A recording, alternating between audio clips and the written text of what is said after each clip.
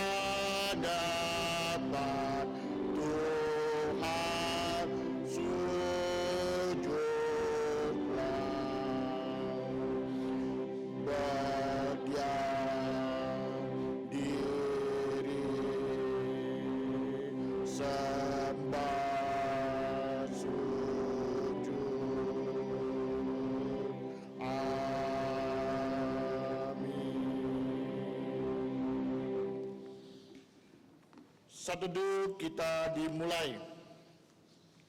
Firman Tuhan Filipi pasal 2 ayat 11.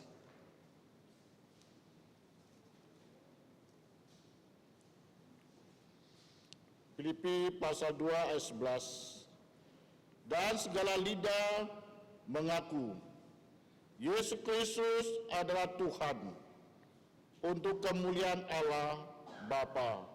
Amin. 1, 2, selesai. Saya mengundang saudara-saudari untuk bangkit berdiri. Kita menyanyi nyanyian nomor 109. Nyanyian 109.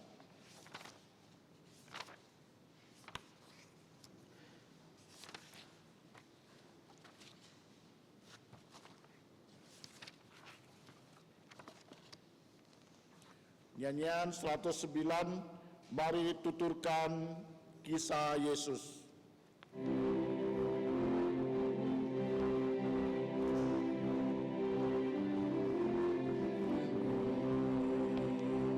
Mari tuturkan kembali kisah yang indah benar, wadah berharga sekali.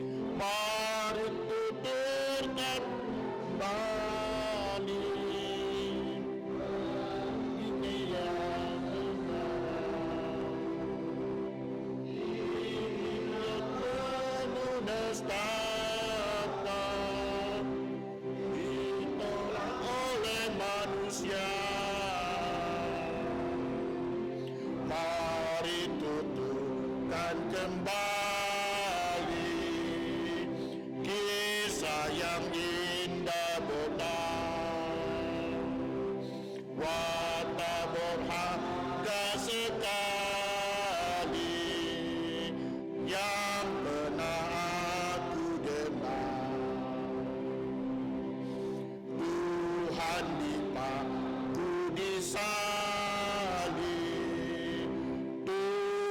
Mama didera, matinya nista dan air, namun dia bangkit pulang. Mari tuturkan kasih-Nya yang sudah dinyatakan untuknya memberikan dan hidup yang kekal. Mari tuturkan kembali kisah yang indah benar. Waktu berharga sekali yang pernah aku dengar.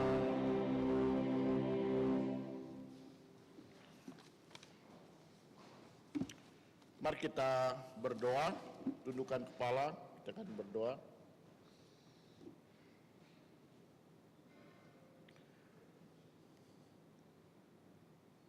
Bapa Surgawi, Allah pencipta langit dan alam semesta, kami adalah puncak ciptaan Engkau. Di pagi hari ini kami seluruh umat-Mu sungguh bersukaria dan bersyukur karena pertolongan, kebaikan Tuhan dan Tuhan sudah nyatakan di dalam kehidupan kami, dan kami semua dapat melewati sepekan dengan sukacita. Dan pagi ini kami dibawa ke rumah-Mu untuk beribadah, berkebaktian. Ini adalah anugerah Tuhan dan dapat berhari Tuhan. Kami menyerahkan kebaktian pagi ini dari pertama sampai akhir. Mohon Tuhan pimpin, ampuni segala dosa dan kesalahan kami. Hanya di dalam nama Tuhan Yesus Kristus dan sudah mengajar kami berdoa, yaitu doa Bapa kami. Bapa kami yang ada di sorga, dikuduskanlah nama-Mu, datanglah kerajaan-Mu, dilaksanakanlah kehendak-Mu di bumi seperti di sorga. Berikanlah kami pada hari ini makanan harian kami, dan ampunilah kami akan kesalahan kami, seperti kami juga mengampuni orang yang bersalah kepada kami. Dan janganlah membawa kami ke dalam pencobaan, tetapi lepaskanlah kami dari yang jahat. Karena Engkaulah yang mempunyai kerajaan dan kuasa dan kemuliaan sampai selama-lamanya. Amin. Gloria Patria.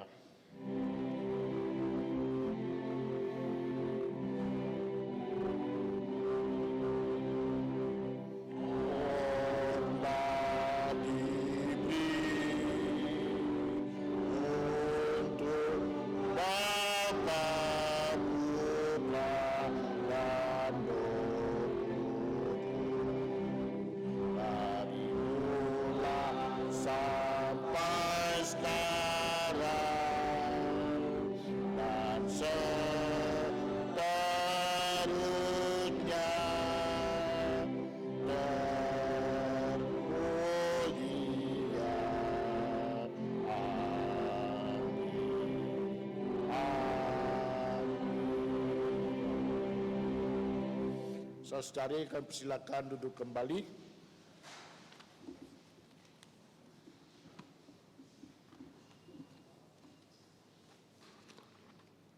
Selanjutnya kita membaca ayat bertanggapan dari Kisah Para Rasul pasal 5 ayat 17 sampai 25. Kisah Para Rasul pasal 5 ayat 17 sampai 25.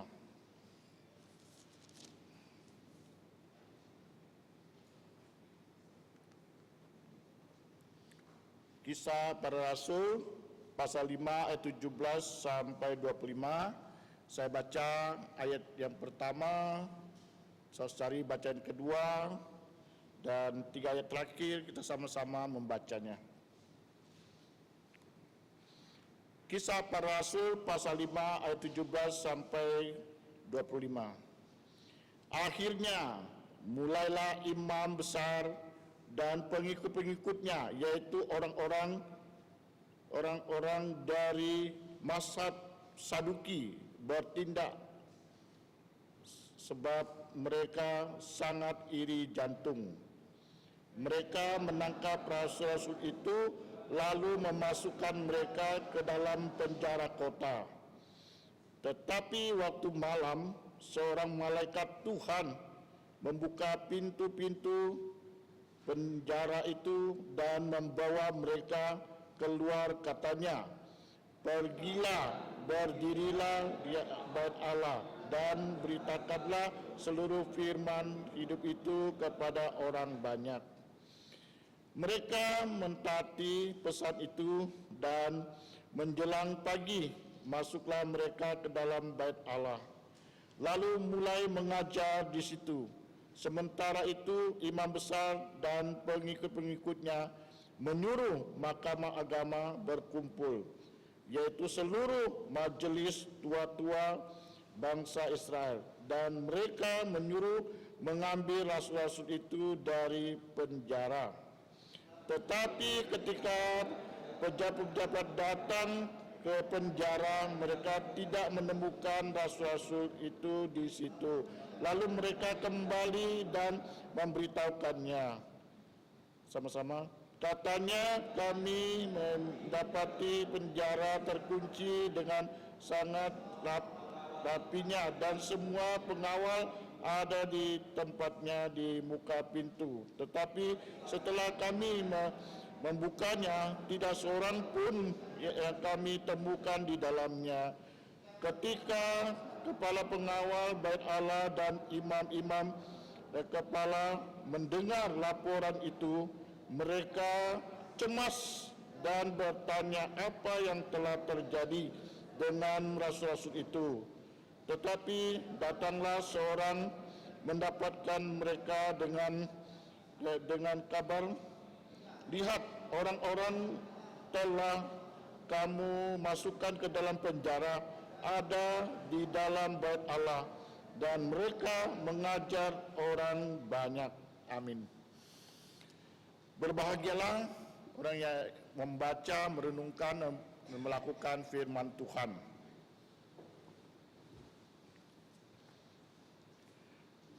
Selanjutnya kita akan lanjutkan nyanyian 408. 408.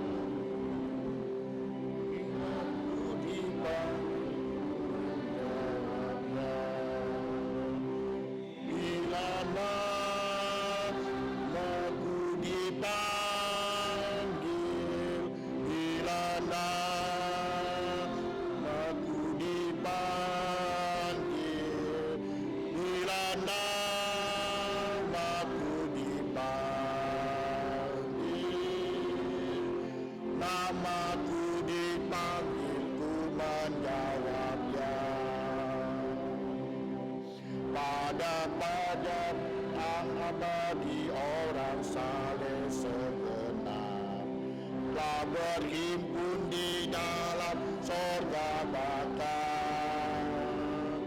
dan memuji juru selamat dengan pujian baru. Bila ku dipanggil, ku menjawab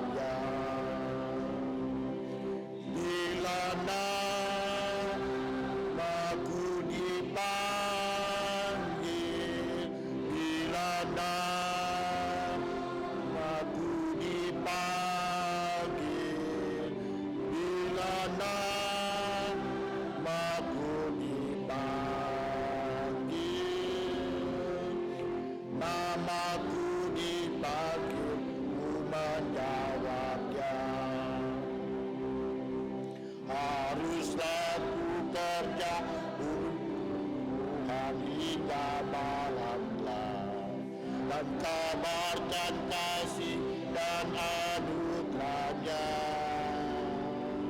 Bila saat pekerjaan duniaku terlontar, hambaku dipanggil, ku menjawabnya. Bila namaku dipanggil, bila namaku dipanggil, bila namaku dipanggil,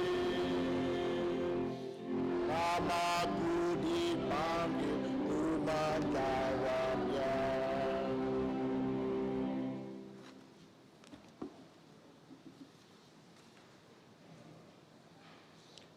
Selanjutnya kita akan menghafal ayat hafalan di halaman yang keempat, SD paling bawah, halaman keempat paling bawah.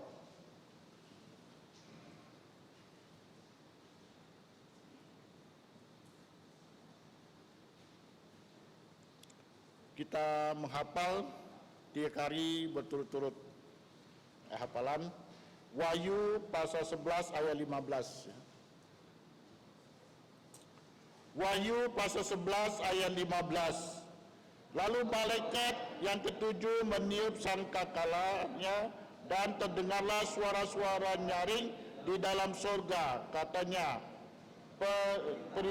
pemerintahan atas dunia dipegang oleh Tuhan kita, dan Dia yang diurapinya, dan Ia akan memerintah sebagai Raja sampai selama-lamanya. Wahyu pasal 11 ayat 15. Lalu malaikat yang ketujuh meniup sangkakalanya dan terdengarlah suara-suara nyaring di dalam sorga. Katanya, pemerintahan atas dunia dipegang oleh Tuhan kita, dan Dia yang diurapinya, dan Ia akan memerintah sebagai Raja sampai selama-lamanya. Wahyu pasal 11 ayat 15. Lalu malaikat yang ketujuh meniup sangkakalanya dan terdengarlah suara-suara nyaring di dalam sorga. Katanya, pemerintahan atas dunia dipegang oleh Tuhan kita, dan Dia yang diurapinya, dan Ia akan memerintah sebagai Raja sampai selama-lamanya. Amin. Sekarang kita bahasa Inggrisnya satu kali ya. Kita sama-sama. Revelation chapter 11 verse 15. And the seventh angel shouted, and there were great voices in heaven, saying, the kingdoms of this world has become the kingdom of our Lord and of his Christ, and he shall reign forever and ever. Amin.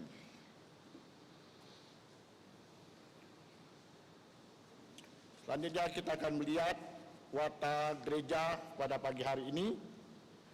Adapun warta gereja pagi ini sebagai berikut. Pertama, doa dan puasa akan diadakan secara sukarela mulai sore ini jam 6 sampai besok sore jam 6.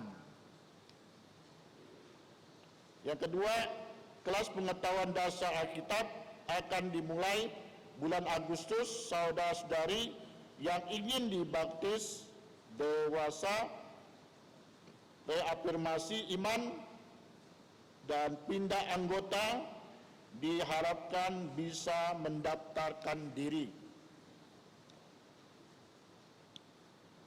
Ketiga,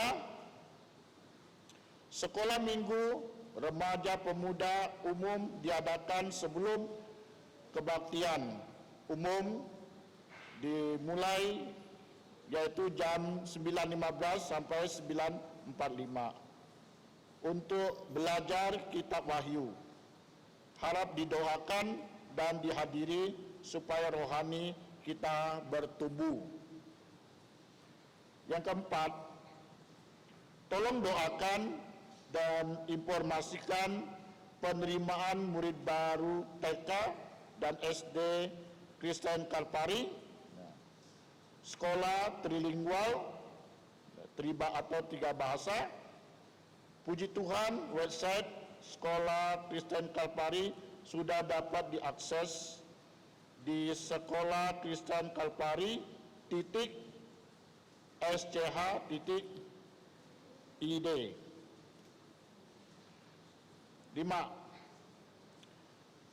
SD Kristen Kalpari membuka lowongan guru kelas dengan kualifikasi sebagai berikut: wanita, lulusan S1 atau yang sedang menempuh pendidikan S1 minimal tahun ketiga, dapat berbahasa Mandarin, pengalaman mengajar tidak diutamakan. Lamaran dapat dibawa ke kantor SD Kristen Kalpari pada hari kerja. Nomor HP 085531919111. Yang keenam, selamat datang untuk saudari. Kalau dia pertama kali hadir, boleh perkenalkan diri. Ya. Ada yang pertama kali hadir? Ya. Kalau tidak ada, minggu depan masing-masing bawa satu-satu. Ya.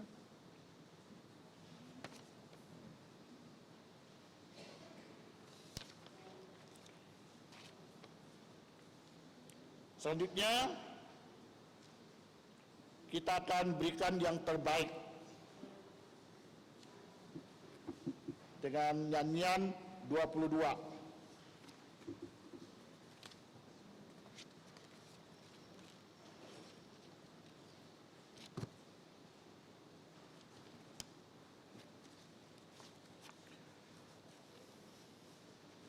Nyanyian nomor 22.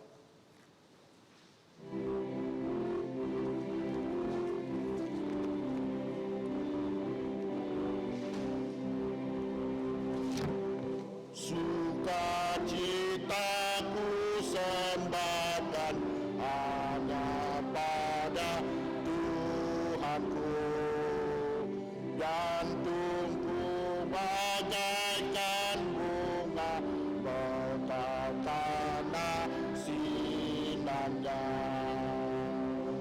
Awan maut ketakutan dienyakan olehnya. Beri padaku sukacita, jantungku dicerahkan. Langit, bumi, alam semua menyatakan mulianya. Bintang malaikat menyanyi mengitari tangannya.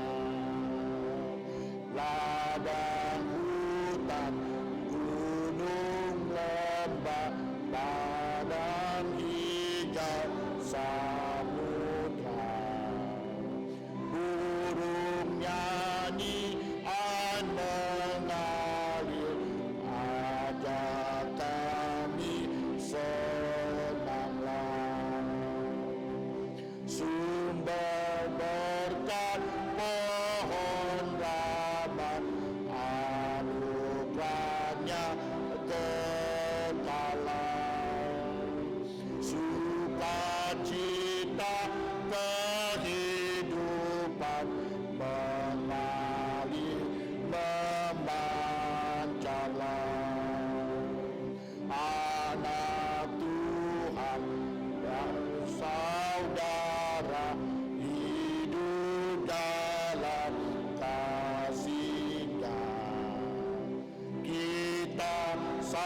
saling mengasihi dalam suka yang bakal.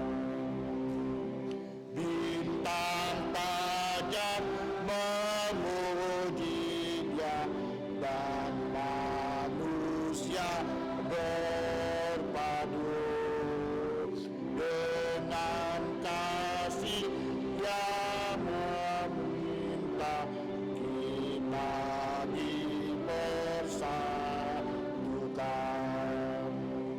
Ku bernyanyi tak berhenti mengalahkan musuhku. Liuri yang membawaku dalam hidup yang tenang. Saya mengundang saudari untuk bangkit berdiri. Kita menyanyi Lossology.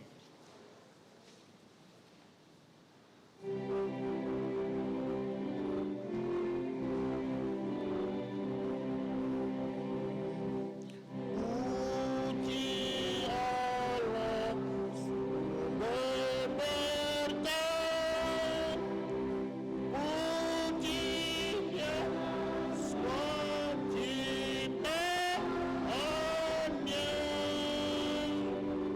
puji Dia para malaikat,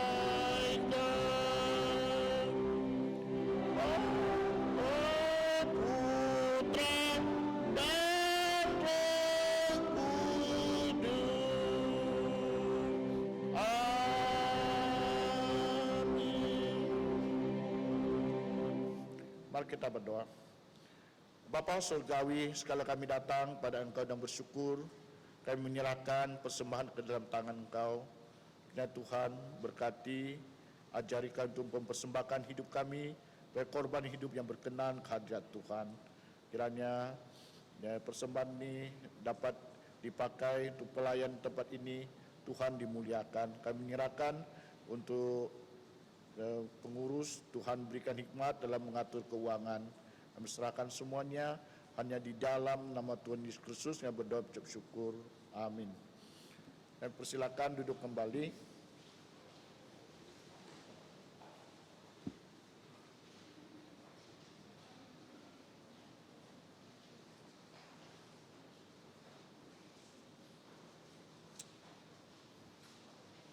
Untuk doa penggembalaan yang akan dipimpin yaitu Gay Peter Joksan, dan kemudian khotbah juga Gay Peter Joksan dengan tema pergi dan beritakanlah firman kehidupan kepada semua orang. Ya, dengan hormat, ya, waktu dan tempat kami persilakan untuk Saudara-saudari yang saya kasih di dalam Tuhan Yesus Kristus, selamat pagi. Sebelum kita mendengarkan firman Tuhan, mari kita kembali bersatu dalam doa. Untuk yang leluasa silakan berlutut. Dan sebelum kita berdoa, marilah kita mengaku dosa-dosa kita, supaya dengan belas kasihan Bapa Surgawi, dengan darah Yesus, kita dihapus dari semua dosa dan pelanggaran. Mari kita bersatu dalam doa.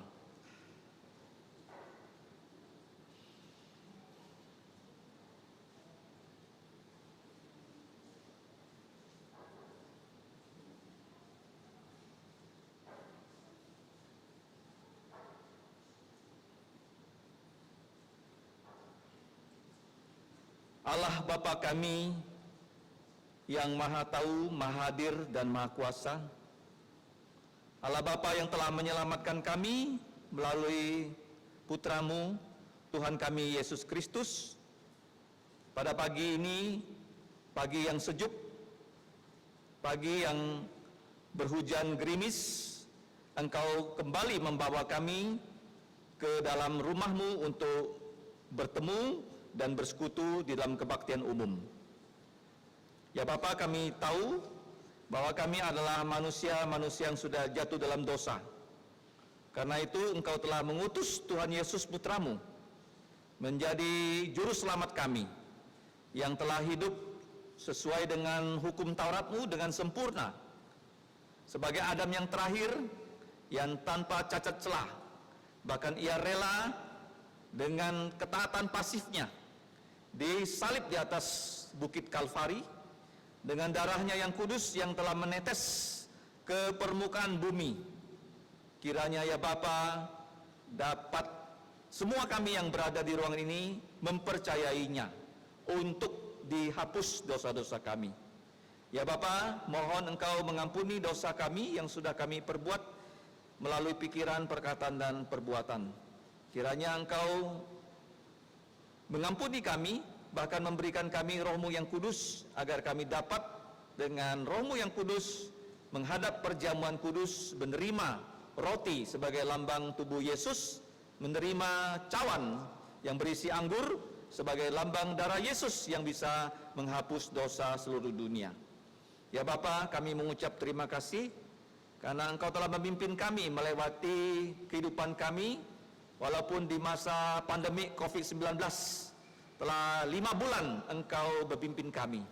Dan hari ini adalah hari Minggu pertama untuk mengingat, merayakan kebangkitan Tuhan Yesus dari kematian.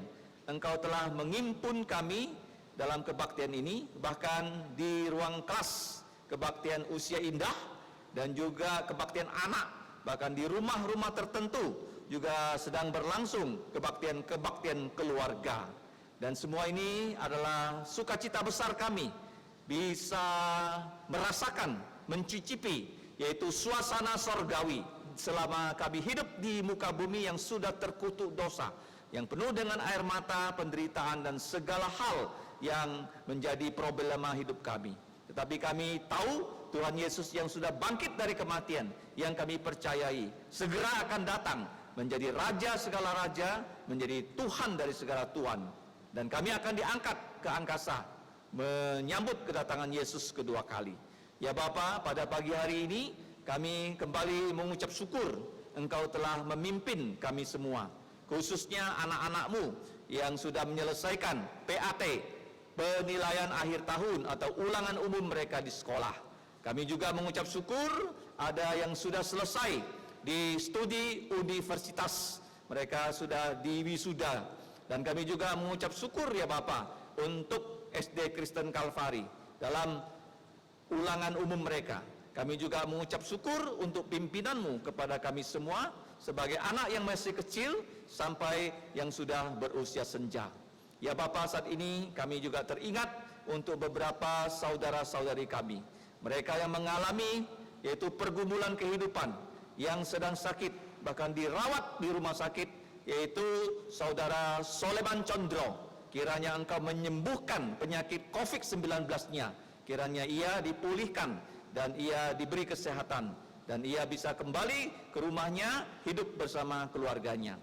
Ya Bapa, kami juga teringat untuk semua kami yang di sini, seandainya ada yang sedang mengalami pergumulan ekonomi, pergumulan edukasi, relasi rumah tangga, dan semua yang kami pergumulkan. Pada saat kami merendahkan diri, kami datang meminta pertolongan-Mu, karena Engkau adalah Allah yang selalu tidak pernah tidur untuk menolong kami. Kami percaya Bapa, kalau kami menyerahkan beban kehidupan kami, Engkau akan memberikan kami istirahat, melepaskan kami dari segala kesusahan kami, dan menghapuskan air mata yang telah mengalir di dalam kehidupan kami. Ya Bapa, saat ini kami juga secara khusus mau berdoa, pakailah kami anak-anak-Mu menjadi saksi Tuhan Yesus yang bisa memberitakan tentang Tuhan Yesus kepada anggota keluarga kami dan juga siapapun yang kami temui. Ya Bapa, kami secara khusus mau berdoa untuk pelayanan gereja-Mu ini. Khususnya kami menyerahkan untuk Sekolah Kristen Kalvari, TK Kristen Kalvari yang sedang mengajukan izin untuk operasional dari pemerintahan daerah dan pemerintahan pusat. Kiranya bisa berlangsung dengan lancar Dan kami juga berdoa ya Bapa untuk pembangunan, yaitu Aula Solidio Gloria, dan di dalamnya ada 2 kelas dari SD Kristen Kalvari, supaya pada minggu depan dapat diselesaikan. Dan kami juga mengucap syukur untuk pembangunan dari gereja rumah ataupun pos PI di Jalan Parit 2 yang sedang berlangsung. Kiranya juga dapat diselesaikan, dan pada saat ulang tahun gerejamu ini sudah dapat didedikasikan untuk menjadi tempat pengabaran Injil, tempat pembelajaran firman-Mu. Melalui tempat pelayanan ini, nama-Mu dimuliakan, Injil Tuhan Yesus disebarluaskan kepada penduduk di sekitarnya.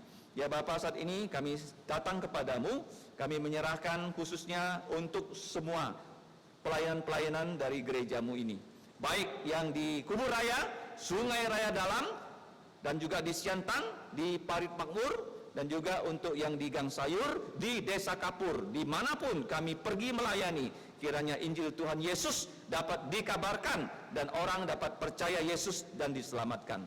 Ya Bapa, kami juga berdoa, mengucap syukur bahwa nanti sore untuk sebagian dari anak-anak-Mu yang telah berkomitmen selama belasan tahun, setiap bulan pada hari Senin setelah perjamuan kudus akan berkomitmen berdoa dan berpuasa. Kiranya melalui pelayanan ini Engkau memberikan kami petunjuk-petunjuk supaya kemana kami harus melayani, kemana kami harus mengubah kehidupan kami. Engkau berikan supaya kami hidup semakin seperti Tuhan Yesus. Ya Bapa, kami juga mengucap syukur untuk pelayanan.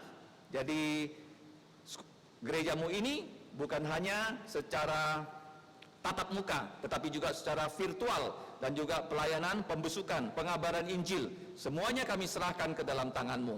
Khususnya gerejamu ini pada bulan ini akan menyelenggarakan pelatihan pengabaran Injil, bahkan pada bulan ke-8 akan menyelenggarakan yaitu pelajaran pengetahuan dasar Alkitab. Kiranya ya Bapa, Engkau menolong agar kami semua dapat mengikutinya dan mendapatkan berkat dari Engkau. Ya Bapa, kami saat ini mau berdoa untuk mereka yang merencanakan kegiatan di bulan Juni ini, khususnya yang akan masuk ke perguruan tinggi, mengikuti testing ke perguruan tinggi, yaitu Saudari Desi dan juga Rangga, bahkan Acing, Veronica yang akan masuk ke UT. Kiranya Engkau menuntun mereka bisa berkuliah dengan baik. Ya Bapak, kami juga mengucap syukur di mana Alfio sudah diterima di Universitas Widya Dharma. Kiranya mereka yang berkuliah dapat menyelesaikan kuliah, dan gerejamu ini anak-anak mudanya semakin terbina secara ilmu pengetahuan, bahkan mereka juga mau belajar firman-Mu, menjadi pelayan-pelayan Tuhan Yesus yang dapat dipercaya di akhir zaman ini. Ya Bapa, kami juga saat ini menyerahkan pelajaran firman-Mu yang sebentar akan kami dengar. Kiranya Roh-Mu yang kudus menemani kami semua, dan kami memiliki hikmat sorgawi untuk memahami firman-Mu yang tidak terbatas. Dan kuatkanlah kami bukan hanya mengerti, tapi kami mau merenungkan firman-Mu siang dan malam. Bahkan kami juga mau menjadi pelaku dan pewarta firman-Mu untuk memuliakan Tuhan Yesus di muka bumi ini. Demikian ya Bapa, doa dan ucapan syukur kami yang kami naikkan hanya di dalam nama Tuhan Yesus Kristus, Juru Selamat kami sampai selama-lamanya. Amin. Silakan duduk.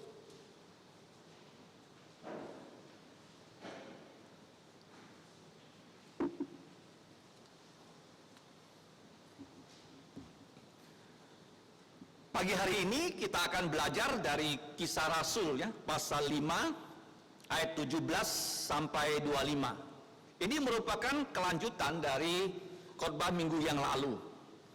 Nah, judul khotbah pada pagi hari ini diambil dari pasal 5, yaitu ayat 20 yang berbunyi, "Pergilah, berdirilah di bait Allah, dan beritakanlah seluruh firman kehidupan itu kepada orang banyak."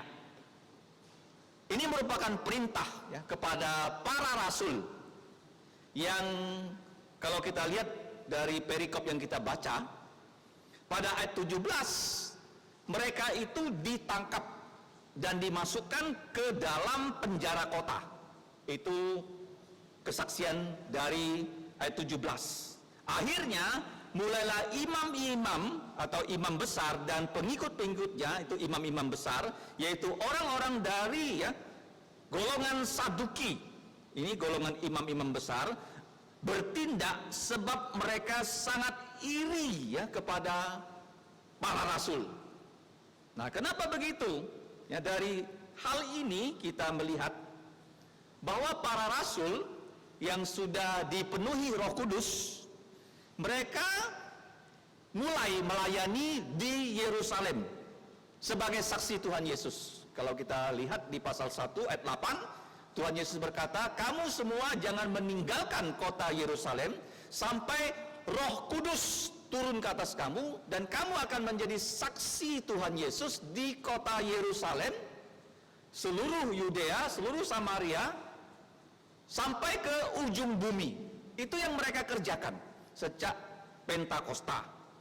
Dan ketika para rasul ini melayani, mereka, kalau kita baca di dalam pasal 2, mereka dipenuhi Roh Kudus dan mereka bisa berbahasa asing, 15 bahasa minimal karena pada saat itu orang-orang Yahudi yang pulang dari tempat-tempat di luar negeri, merantau pulang ke Yerusalem merayakan Pentakosta, mendengarkan mereka berbicara dalam 15 bahasa, tidak perlu penerjemah. Dan itulah pekerjaan Roh Kudus. Dan bukan sampai di situ saja, ketika Petrus dan Yohanes pergi berdoa di Bait Allah, kita sudah belajar, ada orang yang lumpuh sejak lahir, sudah umur 40 tahun, disembuhkan di dalam nama Yesus. Sehingga Petrus dan kawan-kawan menjadi orang yang paling terkenal di kota Yerusalem. Karena mereka bukan orang Yerusalem, mereka orang Galilea, orang kampung, sekarang berada di Yerusalem, memberitakan Injil Tuhan Yesus, bahwa Tuhan Yesus yang semua kalian tahu di waktu Paskah yang paling signifikan tahun 30 disalibkan oleh Pilatus atas intrik para pemimpin TAI. Bahkan Yudas yang mati bunuh diri itu juga terkenal di kota Yerusalem. Nah, orang Yahudi mempunyai hoax, Yesus itu mayatnya dicuri. Tetapi para saksi ini berkata, Tuhan Yesus dibunuh oleh pemimpin TAI. Tetapi dia bangkit dari kematian oleh Allah Bapa, dan kami ini adalah saksi. Nah, untuk menjadi saksi harus dapat kuasa. Kuasanya apa? Adalah Allah memberikan mereka Roh Kudus, sehingga mereka berkata-kata dalam semua bahasa, tidak perlu belajar. Coba bayangkanlah kalau sekarang itu masih ada tiba-tiba saya bisa berbicara bahasa Jepang, bahasa Arab tanpa perlu belajar. Dan itu yang terjadi dengan para rasul. Itu menandakan Roh Tuhan menaungi mereka untuk memberitakan Injil sampai ke ujung bumi. Dan ketika mereka bersaksi di Bait Allah itu menjadi tempat para rasul dan orang-orang percaya melayani. Dan ketika Petrus dan para rasul melayani di pelataran Bait Allah, bukan dalam Bait Allah tapi di halaman Bait Allah, itu orang banyak berkumpul. Bahkan minggu lalu kita pelajari, ketika Petrus saja mau berjalan masuk ke Bait Allah, orang-orang sakit apapun dia, diletakkan di pinggir jalan, dan bayangan Petrus mengenai orang yang sakit apapun dia, orang itu disembuhkan oleh Tuhan Yesus. Dan kita tahu ketika Petrus menyembuhkan orang sakit, dia berkata, ini kuasa Tuhan Yesus. Selalu pelayanan apapun yang dihasilkan oleh Petrus, dia selalu menunjuk orang kepada Tuhan Yesus. Nah, ketika hal ini terjadi, kamu tahu Bait Allah itu siapa yang punya pegangan kendali? Imam kepala dan imam-imam kepala dan golongan Saduki, keturunan Harun. Mereka menguasai Bait Allah. Bait Allah dijadikan ladang bisnis. Seperti gereja sekarang kan? Jemaat disuruh mengumpulkan uang, tapi uangnya tidak dipakai untuk pelayanan, tetapi ditaruh di bank bermiliar-miliar loh. dan pendetanya hidup bermewah-mewahan. Pendeta seperti itu adalah perampok. Uang yang dipersembahkan harus cepat dipakai loh, untuk pelayanan. Kalau nggak dipakai nggak ada gunanya. Jadi persembahan itu harus cepat-cepat dipakai. Itu tugas ya dari semua orang yang melayani di gereja. Pelayanan bukan untuk persembahan bukan untuk disimpan di bank. Paham ya? Boleh sementara, tapi harus cepat dipakai. Nah, pemimpin ini mengumpulkan begitu banyak uang sehingga mereka bisa menyogok loh orang-orang yang menjaga kubur Yesus. Ini loh uang banyak, kamu pakai, dan uang ini tutup mulut kamu bilang sama semua orang Yahudi, Yesus itu mayatnya dicuri. Dan Petrus dan kawan-kawan mengatakan Yesus itu mayatnya bukan dicuri, itu pemimpin TAI yang bohong. Dan Petrus dan kawan-kawan tadi saya katakan menjadi orang yang paling terkenal di Yerusalem. Sehingga di sini pemimpin TAI itu iri ya, iri itu kalau kamu baca dalam Galatia pasal 5 ayat 19, itu dosa yang bisa membawa dosa-dosa selanjutnya yang lebih berat. Iri menimbulkan benci. Iri nanti menimbulkan pembunuhan. Orang iri itu bisa membunuh. Seperti Kain iri ya dengan adiknya Habel. Habel akhirnya dibunuh. Iri. Mereka iri kepada siapa? Para rasul yang orang kampung tidak terpelajar sekarang menjadi penguasa di pelataran bait Allah. Kalau Petrus, Yohanes dan kawan-kawan datang di pelataran bait Allah, semua orang mengikuti mereka. Jadi ini berbahaya untuk para pemimpin TAI. Mereka takut bait Allah ini akan dikuasai oleh Petrus dan kawan-kawan, sehingga bisnis mereka, duit mereka, UUD mereka habis. Jadi mereka bagaimana caranya? Mereka menangkap para rasul dan memasukkan para rasul. Di sini tidak disebut siapa mereka. Lebih ya daripada 2 rasul. Rasul-rasul dimasukkan ke dalam penjara kota. Jadi ini cara dari pemimpin dunia untuk menghalangi pelayanan Tuhan. Orang bisa tidak melayani karena ditakut-takuti. Nah, ini caranya menakut-nakuti. Tangkap, masukkan penjara. Supaya dia jera, tidak lagi berani berbicara di dalam nama Tuhan Yesus. Kita kadang-kadang begitu ya. Karena kita takut. Oh, nggak berani loh kasih tahu tentang Yesus. Nggak berani loh menunjukkan diri kita orang Kristen. Ke gereja aja ya, bawa Alkitabnya sembunyi-sembunyi. Kita tidak berani. Atau orangnya menjadi malu mengatakan dirinya orang Kristen. Kalau pergi ke restoran makan, kalau mau berdoa dia lihat kanan kiri dulu, ada nggak orang lihat baru dia berdoa. Ya. Bisa malu, bisa takut. Jadi ini ditakuti, dimasukkan ke dalam penjara supaya mereka itu berhenti menyaksikan Yesus sudah bangkit. Karena ketika mereka menyaksikan Tuhan Yesus sudah bangkit, pasti ya mereka bilang Yesus itu ya dibunuh oleh Pilatus atas apa? Usul dari pemimpin agama Yahudi. Ya, selalu apa yang dikatakan di dalam Injil akan menunjuk ya kesalahan dari para pemimpin TAI. Ini pertama. Yang kedua, tetapi pada malam hari ya. Kalau di dalam bahasa Indonesianya disebut seorang malaikat. Itu terjemahan yang salah ya. Malaikat bukan orang ya. Satu malaikat. Tuhan mengirim satu malaikat, disebut malaikat Tuhan, membuka pintu-pintu penjara itu. Jadi penjara itu kan banyak pintu ya, ada pintu masuknya, ada pintu selnya, semua pintu dibuka. Malaikat kalau mau masuk sesuatu tempat, dia nggak usah buka pintu, karena dia roh kan. Kenapa dikatakan dia membuka semua pintu? Itu menandakan pemimpin ini memang punya kuasa, ingin menguasai para rasul, tetapi kuasa Tuhan itu maha kuasa. Manusia bisa punya kuasa yang kecil. Tapi kuasa Tuhan, kuasa maha kuasa yang akan mengalahkan segala kuasa. Pintu-pintu semua dibuka. Kemudian malaikat satu itu membawa para rasul, tidak disebut namanya, beberapa orang di situ, keluar dari dalam penjara. Dan kita kalau melihat waktu mereka keluar, penjaga-penjaga itu tidak tahu bahwa para rasul itu sudah dilepaskan dari penjara. Dan setelah itu malaikat berpesan, ini pesan siapa tuh? Tuhan Yesus kepada para rasul. Pergilah, berdirilah di bait Allah dan beritakanlah seluruh firman kehidupan itu, yaitu Injil Tuhan Yesus, kepada banyak orang. Nanti akan saya jelaskan ya. Pelajaran rohani yang dapat kita pelajari dari perikop ini apa? Sekarang kita lihat dulu ya kesaksian yang ditulis oleh Dr. Lukas. Ini bagian 2. Mereka ditangkap, dimasukkan ke penjara, dan saya percaya mereka tidak sampai bermalam di dalam penjara loh. Sore hari mereka ditangkap, masukkan ke dalam penjara kota, dan malam hari sebelumnya jam tidur mereka dilepaskan, dibawa pulang tidur ke rumah.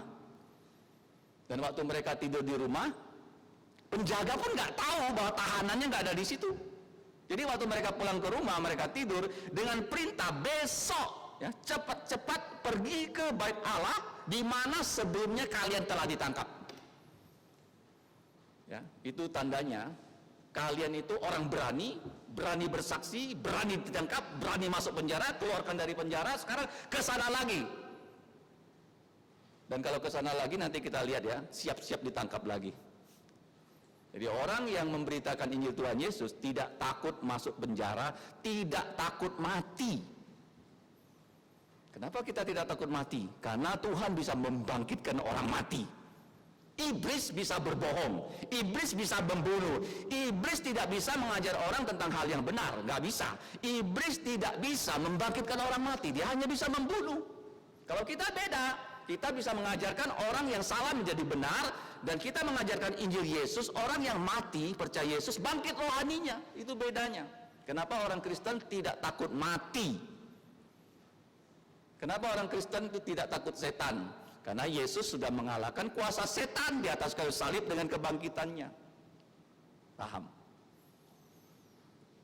Nah, bagian 3 ayat 21 sampai 21 bagian B.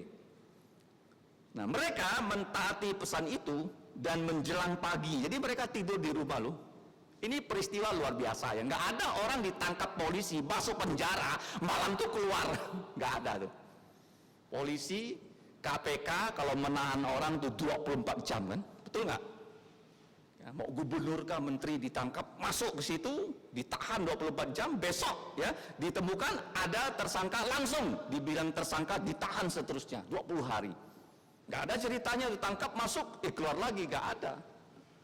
Apalagi ini musuh bebuyutan. Kamu lihat Alkitab ini penuh dengannya kemahakuasaan Tuhan. Hidup kamu, hidup saya, apa yang terjadi detik ini, besok Tuhan yang pegang kendali loh. Nggak ada yang terjadi secara kebetulan. Kamu hari ini bisa kebaktian di sini mendengarkan firman Tuhan ini sudah Tuhan atur. Paham? Tuhan itu maha kuasa, dia selalu mengendalikan hidup kita. Makanya jangan berjalan kalau itu bukan kehendak Tuhan. Paham ya? Apalagi ya dalam pernikahan sembarang kawin sama orang. Orang bukan Kristen pun dikawini, jadi meninggalkan Yesus, nggak boleh. Kamu harus tanya, kemana kamu sekolah, di mana kamu kerja, berdoa. Tuhan mau pimpin kita. Tuhan tidak pernah lepas tangan ya, kepada semua orang yang percaya. Dia sudah atur hidup kita semua. Nah, jadi waktu mereka itu dipulangkan ke rumah, orang rumahnya ini pasti heran kan? Kok bisa ya tadi masuk penjara kan? Mereka bersaksi, malaikat lu yang bebaskan kami. Mereka ini pernah ketemu malaikat, para rasul, waktu Yesus naik ke sorga. Kalau kamu baca di pasal 1 kan, mereka memandang Yesus yang sudah ditutup awan. Tuhan mengutus 2 malaikat. Hai orang Galilea, kenapa mata kamu terus memandang ke atas? Yesus yang sudah naik ke sorga akan datang dengan cara yang sama. Jadi mereka ini, para rasul, pernah ketemu dengan malaikat. Malaikat itu yang taat Tuhan jumlahnya 2 kali lipat dibandingkan roh-roh jahat yang sekarang itu merajalela loh. Kalau kamu lihat ya, sekarang di berita-berita banyak orang kerasukan roh jahat zaman sekarang loh. Tetapi jumlah malaikat yang setia pada Tuhan 2 kali lebih banyak daripada roh jahat. Kita jangan takut ya. Nah, jadi setelah mereka itu dibebaskan oleh malaikat Tuhan, mereka bersaksi. Jadi kalau kita mau belajar tentang dunia roh ya, di dalam Alkitab, cukup itu saja. Tentang roh jahat, Tuhan Yesus ketika mengusir roh jahat itu berkomunikasi dengan Tuhan Yesus. Artinya roh jahat itu ada. Kalau hantu nggak ada ya, misalnya orang mati, oh dia kembali ke rumah, nggak. Orang kalau sudah mati, langsung rohnya kalau percaya Yesus diangkat oleh malaikat ke surga. Kalau tidak percaya Yesus, lempar ke neraka, nggak bisa lagi. Kenapa ada hantu yang kelihatan seperti orang mati? Kenapa? Itu roh jahat yang menyamar untuk menipu. Untuk apa? Menipu. Karena pekerjaan setan apa? Dan roh jahat menipu, berbohong dan membunuh. Nah, Tuhan Yesus ya mengatakan pada kita ada roh jahat. Kemudian ada malaikat di Alkitab ini. Nah, setelah mereka pagi-pagi mereka pergi ke Bait Allah lagi dan mereka mengajar di situ. Kenapa mereka itu diperintahkan lagi ke tempat yang paling berbahaya? Bukankah mereka pernah ditangkap di situ? Kenapa setelah dibebaskan dari dalam penjara disuruh kembali ke halaman Bait Allah supaya mengajar lagi? Karena tugas dari para rasul memberitakan Injil dari A sampai Z harus selesai. Mereka itu waktu ditangkap, pengajaran mereka belum selesai. Jadi mereka harus melanjutkan. Tuhan kalau bekerja, nggak pernah kerjanya setengah-setengah. Hanya dimulai, sampai setengah ditinggal. Nggak ada. Tuhan itu bekerja, dia memberikan Alkitab yang lengkap. Kitab Kejadian sampai Malaki, Matius sampai Wahyu, selesai. Dan para rasul ini, saya katakan, orang yang dulunya takut. Kenapa dulunya takut? Petrus kan menyangkal Yesus 3 kali kan? Sekarang karena dipenuhi Roh Kudus, melihat Yesus yang sudah bangkit, menjadi orang yang paling berani. Ya, kalau kamu punya Roh Kudus, kamu punya firman Tuhan, kamu menjadi orang yang bisa dilatih menjadi berani yang tidak takut mengabarkan Injil Tuhan Yesus. Tuhan Yesus sudah mati untuk dosa kita semua. Tuhan Yesus sudah dikubur, kuburnya ada di luar kota. Kalian kalau mau lihat kubur Yesus, saya Petrus bisa aja kamu lihat ke situ, kuburnya kosong, dijaga tentara, Pilatus kasih segel, kok kosong? Bukan mayatnya dicuri loh, mana kami berani curi mayatnya Yesus? Kalau saya curi mayat Yesus, Pilatus pasti tangkap saya. Saya kan tidak ditangkap Pilatus, yang tangkap saya siapa? Pemimpin TAI yang bohong itu.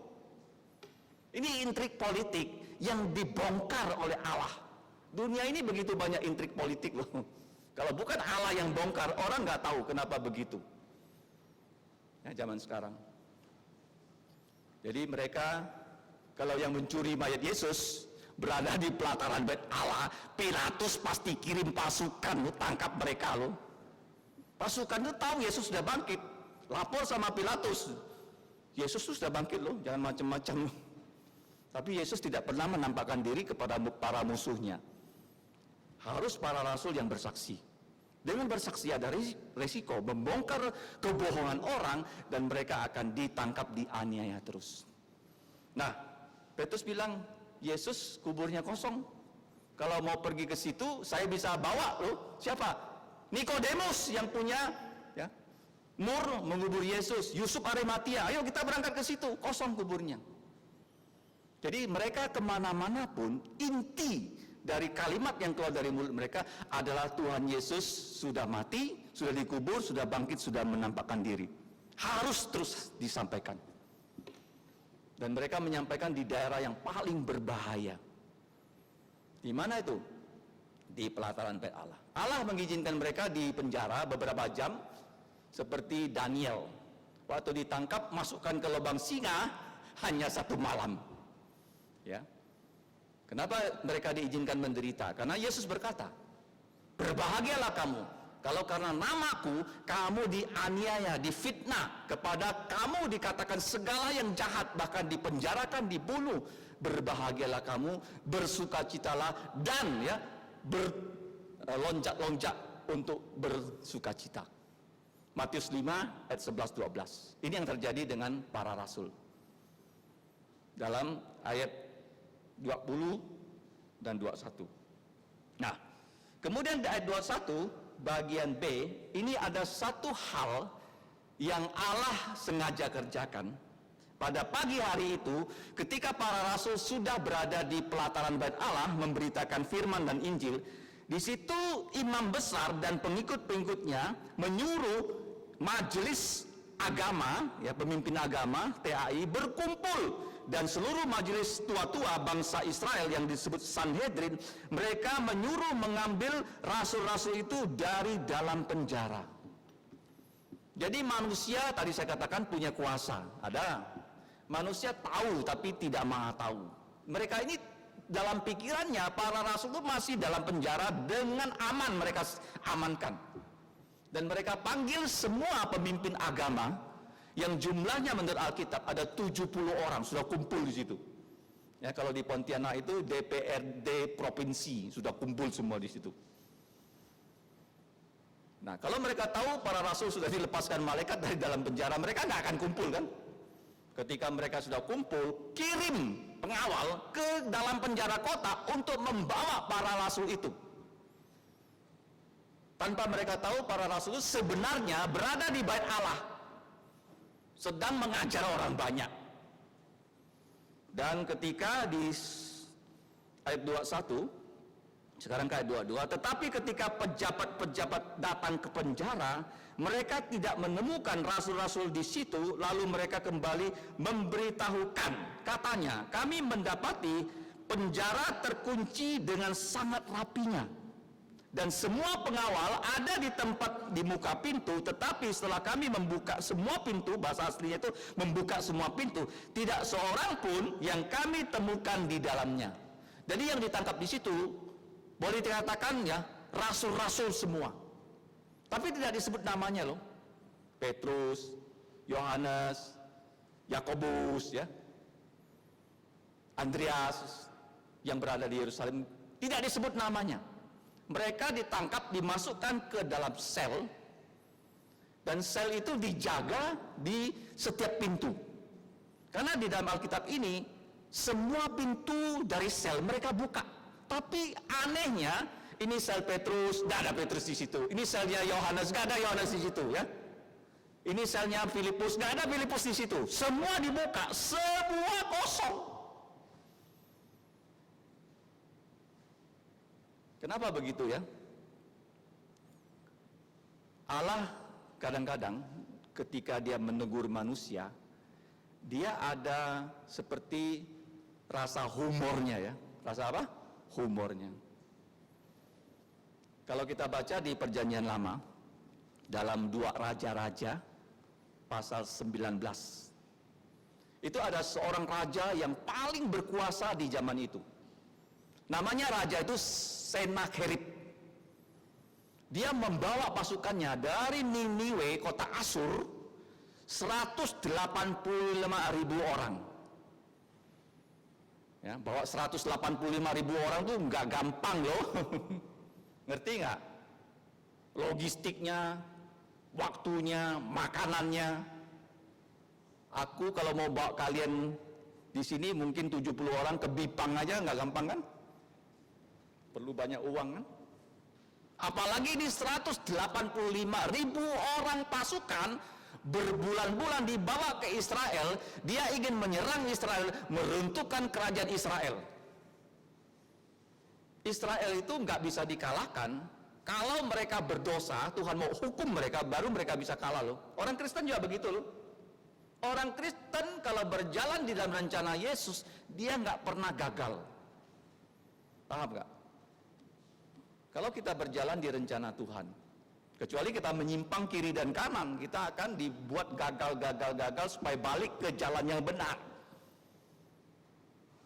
Dan ketika Sennacherib datang di Israel. Israel itu kalau diizinkan diserang oleh 185.000 tentara, pasti kalah. Tuhan mengirim satu malaikatnya. Pada malam itu, satu malaikat Tuhan membunuh 185.000 pasukan. Tanpa orang Israel keluar berperang dengan musuh. Tetapi Tuhan itu punya rasa humor. Kenapa? Semua pasukan itu mati, tapi rajanya nggak dibunuh loh. Raja Senaherib sengaja dibiarkan hidup. Terus raja ini waktu datang ya, 185.000 orang ya ikut dia kan. Sebagai raja, mungkin dia ditandu ya, dia dihormati. Pulang dia sendirian jalan kaki, tuk tuk tuk tuk tuk tuk. Sampai juga dia ke Niniwe. Itu adalah ibu kota dari superpower. Kamu bayangkan ya, seorang raja pergi berperang, kalau dia pulang, dia harus menang perang, bawa tawanan perang, bukan perang ongkang kaki sendirian begitu. Pasti DPR-nya tuh ya, menyidangi raja ini, apaan yang terjadi ya. Raja ini kasih laporan, tentaranya semua mati. Kalau tidak baca Alkitab, raja pun nggak tahu siapa yang membunuh tentaranya, malaikat Tuhan. Tuhan ingin ya, raja ini pulang ke kampung, kasih tahu kepada seluruh rakyatnya yang menyembah berhala, jangan sembah berhala, sembah Allah orang Israel yang hidup dan yang benar, yang maha kuasa. Allah-Allah yang kita sembah itu adalah palsu, patung, nggak bisa menyelamatkan. Dan ternyata beberapa saat kemudian Raja Senakerib pergi ke kuilnya menyembah berhala, dan 2 putranya membunuh dia di situ. Ya, Tuhan tidak membunuh dia waktu dia memimpin pasukan di Israel. Sengaja Tuhan kasih dia nyawa beberapa hari lagi pulang, supaya peristiwa ini bisa kedengaran oleh orang-orang di negaranya, dan orang bisa percaya Allah Israel. Jadi Tuhan sengaja ya menyuruh para rasul itu pergi diam-diam. Dan para pemimpin TA yang sudah kumpul 70 orang lebih sekarang kaget. Kok bisa ya, ini tahanan penting yang sudah kami pesan gak boleh lepas. Kalau mereka lepas terus mereka mengabarkan tentang Yesus yang sudah bangkit di dalam pelataran bait Allah, pasti kami ini integritasnya terbongkar. Kami ini pembohong, berbohong bahwa Yesus sudah dicuri. Dan mereka muncul kepada kami lagi, kamu ini ya para pemimpin yang sudah membunuh Yesus, tapi Yesus sudah dibangkitkan dari kematian. Itu inti dari pemberitaan dari para rasul. Kenapa mereka ditangkap? Karena mereka berani melawan ya, hoax dari para pemimpin. Jadi ketika mereka berkumpul, laporan masuk, semua pintu sudah dibuka, nggak ada. Tapi kalau kita lihat di perikop ini, tidak satu pun nama dari para rasul yang disebut loh. Pada perikop berikutnya baru ada disebut Petrus dan kawan-kawan. Di sini nggak ada. Kalau kita ketemu mereka di sorga, kita bisa tanya ya, Andreas, gimana pengalaman kamu waktu di penjara selama beberapa jam?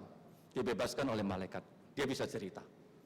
Kita bisa tanya kepada Yohanes, kenapa nama mereka tidak disebut? Orang dunia paling suka namanya disebut. Adanya Facebook, Instagram, orang ya tampilkan wajahnya, tampilkan namanya supaya dikenal. Mengerti? Zaman sekarang. Apalagi waktu kamu post ya, orang like, wah, siapa nggak kenal saya? Tidak ya, kita hidup untuk beritakan Yesus.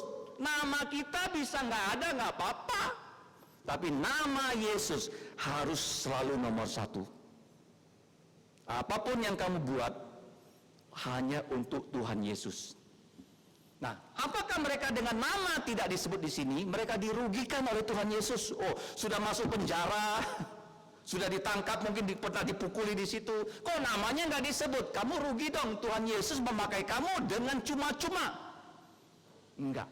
Allah tidak pernah memakai manusia yang mau bekerja untuknya tanpa upah. Tapi upah kita bukan di sini. Kalau upah kita di sini hanya satu yang bisa saya sebut. Besok bisa melayani lagi. Sekarang saya berkhotbah, apa upah saya? Besok bisa khotbah lagi. Itu upahnya di bumi ini. Hari ini bisa kebaktian, minggu depan bisa kebaktian, itu upahnya. Nanti upah yang sungguh-sungguh waktu Yesus datang kedua kali, baru dikasih upah. Sekarang kita melayani Tuhan, jangan harapkan popularitas, jangan harapkan upah. Ada orang mengatakannya, kok kita rajinnya taruh videonya ke YouTube, yang nonton gak banyak. Nah, mungkin kalian gak share itu videonya. Paham? Kalau terima berita, kasih tahu teman, ada pengajaran dari mimbar ini, dari gereja ini yang sesuai firman. Jangan sampai hal-hal yang baik kamu nggak teruskan ke orang. Begitu terima kan WA kan, berita tentang apa? Pelayanan firman. Linknya ada, kirim. Ya bukan untuk membuat yang berbicara di situ top, bukan. Ya, kalau mau top tuh nggak di sini saya. Ya, kalau kita mau jadi top jangan di gereja ya. Di gereja itu untuk mengetopkan Tuhan Yesus, bukan diri kita. Jadi waktu mereka bertemu, mereka semua kaget. Tak satu pun tahanan bisa mereka bawa. Tetapi pada akhirnya apa yang terjadi? Kalau kita baca ayat 24. Ketika kepala pengawal bait Allah dan imam-imam itu mendengar laporan itu, mereka menjadi khawatir, menjadi cemas dan bertanya-tanya apa yang sudah terjadi dengan rasul-rasul itu. Mereka tidak tahu apa yang sudah terjadi. Dan satu hal yang tidak pernah mereka bayangkan, kok bisa nanti ya, orang kalau sudah lepas dari penjara, pasti dia pergi ke tempat yang nggak bisa dia tangkap lagi kan. Tapi ini yang terjadi ayat 25, tetapi datanglah satu orang mendapatkan pemimpin TAI dengan kabar, lihat. Nih lihat ya, kata lihat ya. Orang-orang yang telah kamu masukkan ke dalam penjara, ada di mana mereka? Bukan di rumah, bukan lari, bukan pulang kampung. Tetapi ada di bait Allah yang kamu kuasai, dan mereka sekarang di sana sedang mengajar orang banyak. Mereka tidak pernah menduga loh. Yang sudah lepas dari tangan mereka, harusnya pergi jauh-jauh supaya jangan ditangkap lagi. Tapi justru pergi ke tempat mereka ditangkap sebelumnya. Kenapa? Karena mereka ikut pesan Yesus. Malam ini saya lepaskan kamu dari penjara, kamu tidur di rumah bersama keluarga kamu. Besok pagi-pagi pergi lagi ke tempat yang paling berbahaya, ke tempat yang dikuasai oleh pemimpin-pemimpin jahat yang iri dengan kamu. Iri. Iri itu penyakit yang sangat berbahaya. Apa itu iri? Iri itu susah kalau lihat orang senang. Apa itu iri? Susah melihat orang lain senang. Kalau ada kawan ya dapat berkat, kita jadi susah, itu iri loh.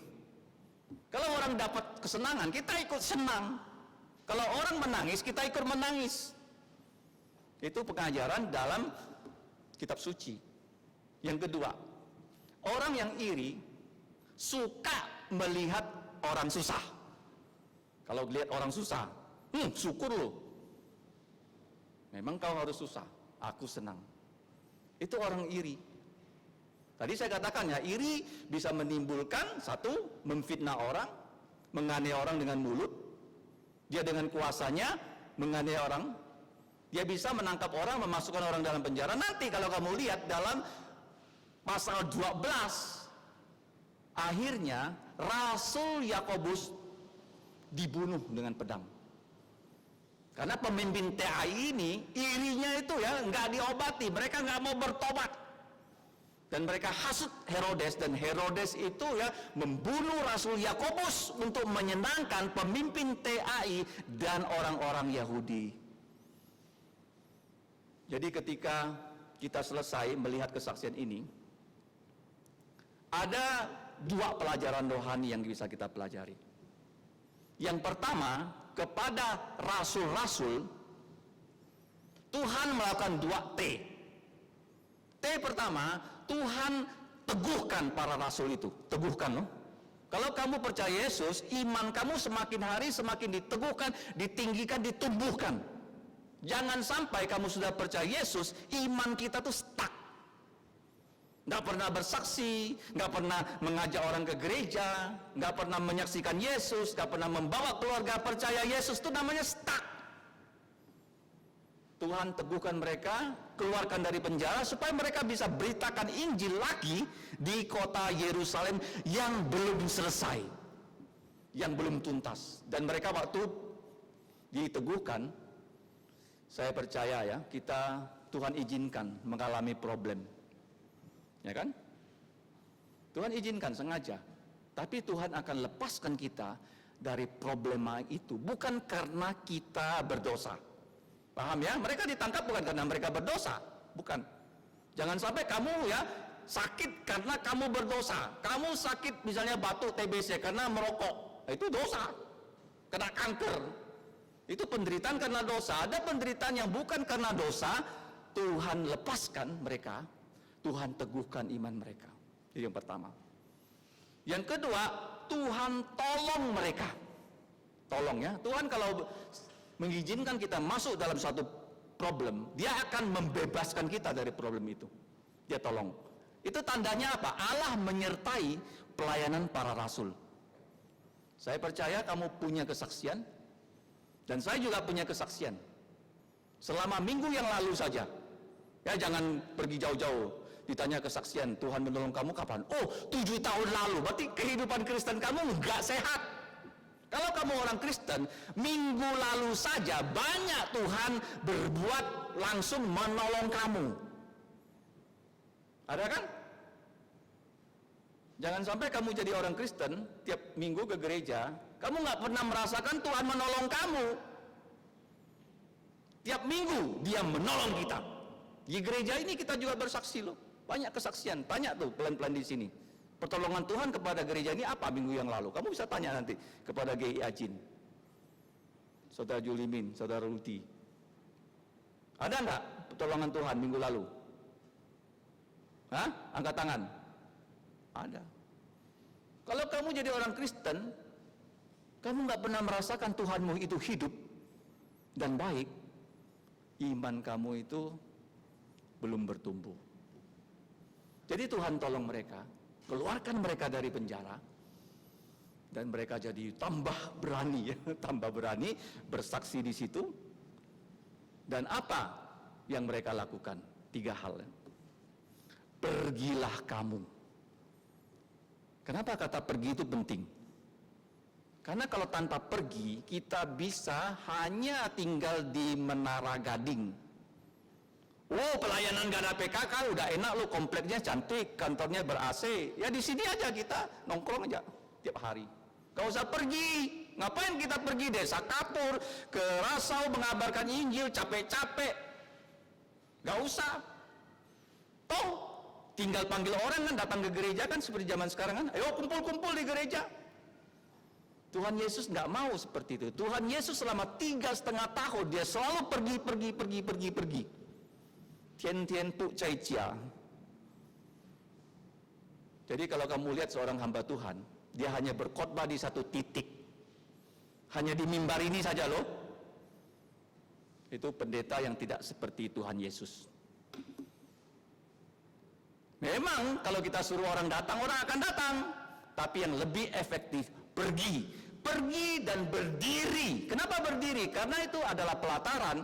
Seperti sekarang saya berdiri di hadapan kalian di tempat yang lebih tinggi supaya kalian bisa lihat wajah saya dan bisa mendengarkan firman Tuhan dengan jelas. Itu tujuannya, berdiri. Nah, sekarang bagaimana caranya? Kita pergi ke rumah-rumah orang, ketuk-ketuk pintu orang, dan berdiri di depan pintu orang, katakan pada orang, Yesus sudah mati untuk dosa kamu. Yesus sudah dikubur, Yesus sudah bangkit, Dia mau jadi juru selamatmu, menyertai engkau selama-lamanya. Mau nggak percaya Yesus? Itu tujuannya. Pergi, berdiri, katakan firman kehidupan. Kamu orang mati kalau tak percaya Yesus. Jiwa kamu sekarang mati, kalau tidak percaya Yesus, nanti akan mati selama-lamanya. Harus percaya Yesus. Itu yang dikabarkan oleh para rasul. Firman kehidupan, rema kehidupan, katakan. Kepada siapa di sini? Ayat 20. Kepada orang banyak. Orang banyak di mana? Bukan di gereja loh. Orang banyak yang belum kamu kenal. Ya kan? Jangan tiap minggu saya hanya ngomong sama kalian yang sudah saya tahu wajahnya.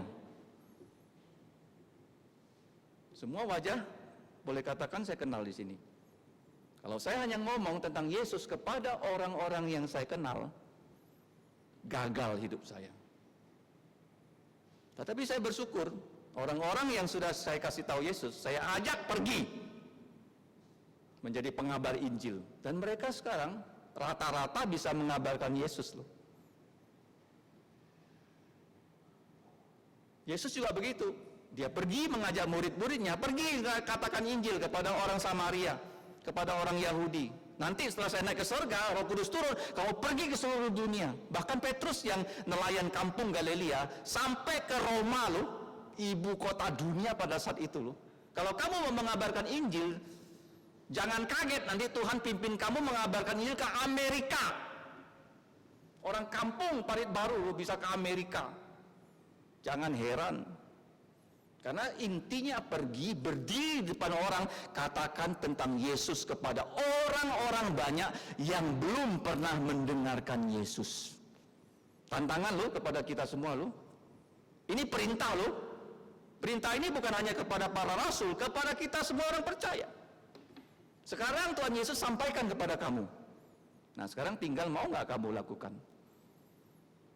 Tuhan Yesus teguhkan mereka supaya bisa menjadi saksi sampai ke ujung bumi. Tuhan Yesus tolong mereka supaya mereka pergi, mereka berdiri, mereka mengatakan Injil Tuhan Yesus kepada banyak orang. Ini kepada para rasul, orang percaya, dan juga kepada kita. Tinggal pertanyaannya, mau nggak? Bulan ini kita akan merencanakan pelatihan pengabaran Injil. Jangan sampai sedikit yang mendaftar ya. Kita akan set waktunya yang pas. Nanti para penginjil di sini akan menyaksikan bagaimana caranya mengabarkan Injil. Harus belajar ya. Kalau nggak belajar dan praktek, tidak akan bisa. Ya, karena kita sering mengabarkan Injil. Ada suami dari keponakan saya di Jakarta, dia datang dari Jakarta, dia bilang, saya mau ikut kalian mengabarkan Injil. Saya bilang, kami mengabarkan Injil hari Selasa yang lalu, pas hari kesaktian Pancasila enggak. Dari sudah pulang Jakarta. Ya, siapa tahu kali berikutnya dia datang, dia bisa ikut kita mengabarkan Injil. Pergi. Ya. Itu yang pertama, kepada orang percaya. Tuhan teguhkan, Tuhan tolong, karena dia Immanuel. Kepada orang yang belum percaya, Tuhan apa di sini? Dia tegur. Dia apa? Tegur. Tegurannya ini untuk semua mereka loh, supaya mereka berkumpul majelis agama itu, dan tiba-tiba mau membawa para rasul untuk disidang, rasul-rasulnya nggak ada dalam penjara. Dan kalau mereka itu orang cerdas, mereka itu harus tahu bahwa yang membebaskan para rasul itu adalah Tuhan sendiri lewat malaikat. Tapi karena mereka itu dablek ya, nggak mau bertobat, nanti kamu lihat ya, semakin jadi-jadi dosanya. Kalau kita ditegur ya oleh firman Tuhan, lebih baik kita bertobat loh. Kalau enggak, jantung kita tuh jadi lebih keras, lebih apa? Dablek. Ditegur satu kali, kasih tahu, oh kamu salah ini, nggak mau berubah. Ditegur lagi nggak mau berubah, lama-lama nggak bisa berubah. Jadi orang bebal. Tegurannya ini ya seperti humor gitu ya. Nah, apa tujuan Tuhan Yesus menegur mereka? Supaya para pemimpin TA ini bisa bertobat. Bisa apa? Bertobat. Kenapa bertobat itu ada kaitannya dengan teguran? Karena kalau Alkitab kita baca, itu merupakan teguran-teguran kepada kita yang ada salah dan dosanya setiap saat ya. Dan Alkitab itu punya fungsi bukan hanya menyatakan kesalahan, tetapi juga bisa memperbaiki kelakuan kita. Jadi para pemimpin TA ini sudah ditegur.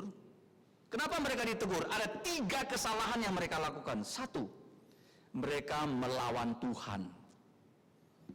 Mereka melawan Tuhan. Kenapa dikatakan di sini mereka melawan Tuhan? Karena mereka berani ya menangkap para rasul Tuhan Yesus. Kalau kamu ya jadi orang Kristen, Kamu harus waspada, jangan sampai kita menganiaya orang Kristen yang lain. Contohnya di gereja dan kitab Yakobus, ada orang kaya datang ke gereja. Pemimpin gerejanya bilang, oh karena kamu kaya, ya banyak pakai cincin-cincin emas, duduk di sini loh, tempat VIP. Tetapi ada datang lagi orang yang miskin, pakainya compang-camping dan bau karena nggak dicuci, karena miskin. Kamu nggak boleh duduk di sini, kamu di sana berdiri di pojok. Itu orang sering karena memandang muka kita menghina orang. Tidak boleh. Kalau kamu menghina orang yang sudah percaya Yesus, mungkin dia kurang menurut pandangan kamu, dia miskin, tidak terpelajar. Kamu itu menyakiti Tuhan Yesus. Ngerti nggak? Setiap orang yang percaya Yesus kalau disakiti, Tuhan Yesus itu sakit. Pada Rasul ini ditangkap, Tuhan Yesus itu yang sakit di surga loh. Pada saat Saulus menganiaya orang Kristen, Tuhan Yesus bilang sama dia, Saulus, Saulus, mengapa engkau menganiaya aku? Mereka melawan Tuhan Yesus. Dengan menyalibkan Tuhan Yesus. Sekarang rasul-rasul yang bersaksi untuk Tuhan Yesus mereka lawan. Yang kedua, mereka menangkap dan menganiaya. Ada orang hanya iri, tapi dia tidak berbuat sesuatu. Tapi mereka ini karena punya kuasa, bukan hanya iri, mereka turun tangan, tangkap para rasul. Masukkan ke dalam penjara. Bahkan kalau kita baca kisah para rasul sampai pasal 12 pun, nanti ya Petrus dan Yakobus ditangkap, Petrus dilepaskan, Yakobus itu apa? Dibunuh. Mereka bukan hanya melawan Tuhan, mereka menganiaya para rasul. Itu yang kedua. Nah, yang ketiga, para musuh Yesus ini, apa yang mereka lakukan? Menghalangi pemberitaan Injil. Kalau para rasul ini ditangkap, masukkan dalam penjara, tidak dilepaskan oleh Tuhan melalui malaikat, siapa yang mengabarkan Injil di luar? Nggak ada kan? Setan sekarang paling suka kalau gereja itu hanya beraktivitas di dalam gereja. Dia nggak suka ya kalau orang-orang Kristen itu buka mulut kasih tahu kepada keluarganya yang belum percaya Yesus. Dia mau tutup mulut kita. Dia mau halangi jalan kita untuk mengabarkan Injil. Itu banyak pemimpin gereja yang nggak sadar. Mereka sudah hidup di Menara Gading. Gereja, terus berlangsung. Kenapa? Banyak gereja jemaatnya yang datang, memberi persembahan, dan uangnya cukup untuk operasional. Udahlah di sini. Tuhan tuh tidak ingin kita seperti itu. Dia ingin bukan hanya kita ya bersekutu seperti ini, dia ingin kita. Termasuk kamu loh. Waktu pulang ke tempat kamu, harus buka mulut, berdiri, katakan Tuhan Yesus kepada orang banyak. Pemimpin kenapa ditegur? 1, melawan Tuhan Yesus. 2, menangkap orang yang melayani Yesus. 3, mereka menghalangi pekabaran Injil. Kenapa mereka ditegur? Apakah mereka bertobat? Nanti kita lihat ya. Ada nggak yang bertobat pada kesempatan berikutnya? Nah, hari ini kita sudah belajar. Yang pertama, para rasul ditangkap karena pemimpin TAI itu iri. Yang kedua, waktu mereka ditangkap, mereka hanya di dalam penjara, tidak sampai 1 malam, sudah dipulangkan oleh malaikat ke rumah mereka. Tapi pagi-pagi disuruh datang ke bait Allah lagi, tempat yang paling berbahaya, untuk ya berdiri mengabarkan Tuhan Yesus kepada orang banyak di situ. Kemudian yang ketiga, setelah mereka pergi melayani di tempat yang lain, para pemimpin itu menghimpun semua pemimpin yang ada di Yerusalem untuk bertemu supaya mereka semua yang menjadi saksi mata bagaimana Tuhan sudah tolong ya, sudah kuatkan para rasul. Dan ternyata penjaranya kosong, semua pintu masih terkunci dan penjaga-penjaganya ada di situ.